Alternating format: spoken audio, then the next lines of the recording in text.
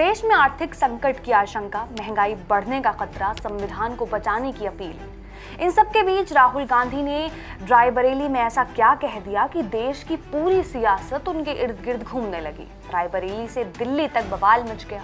आर्थिक संकट, महंगाई और संविधान के बाद अब राहुल गांधी ने सीधे पीएम नरेंद्र मोदी, अमित शाह और आरएसएस पर निशाना साध दिया है, जिसके बाद बीजेपी ने भी कैसे जबरदस्त पलटवार किए हैं। नमस्कार दोस्तों, इंडियन प्रेस हाउस में आपका स्वागत है। मैं हूं आपके साथ सदफ समीर। रायबरेली दौरे के दूसरे दिन में कांग्रेस सांसद राहुल गांधी ने सिर्फ महंगाई, बेरोजगारी और आर्थिक संकट की बात नहीं की, बल्कि उन्होंने सीधे प्रधानमंत्री नरेंद्र मोदी, गृह मंत्री अमित शाह और आरएसएस पर हमला किया है। राहुल गांधी का कहना है कि देश की संपत्ति कुछ बड़े उद्योगपतियों के हाथों में दी जा रही है, जबकि किसान, मजदूर, युवा और छोटे व्यापारी आर्थिक दबाव में टूटते ही जा रहे हैं। पहले राहुल गांधी का ये बयान सुनिए। संविधान पर आक्रमण करता है, जो संविधान को नष्ट करता है, उसको आप क्या कहोगे?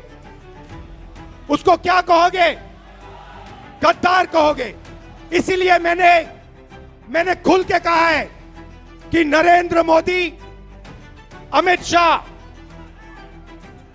संविधान पर आक्रमण कर रहे हैं।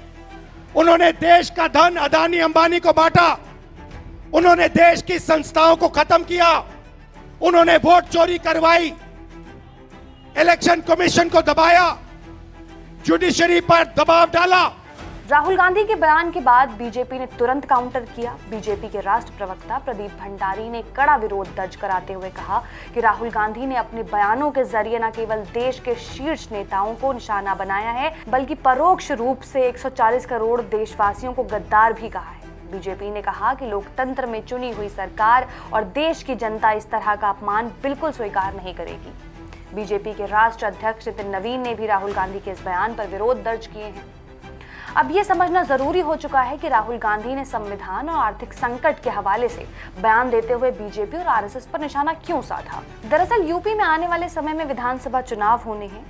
यूपी की राजनीति में लगभग 21% की हिस्सेदारी वाले दलित वोट बैंक पर सबकी नजर टिकी हुई है। तो वहीं राहुल गांधी ने भी इसी वर्ग को एडजस्ट किया है। उन्होंने महंगाई, आर्थिक संकट की चेतावनी देते हुए कहा है कि इसका सबसे ज्यादा असर आम जनता पर पड़ रहा है। राजनीतिक विश्लेषकों का मानना है कि यही वजह है कि राहुल गांधी अब लगातार संविधान, आरक्षण, बेरोजगारी और आर्थिक असमानता जैसे मुद्दों को उठा रहे हैं, जो सीधे सीधे आम लोगों से कनेक्ट कर रहा है।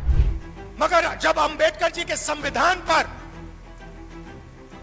आरएसएस खुलकर आक्रमण करता है, फाड़ के फेंक देता है,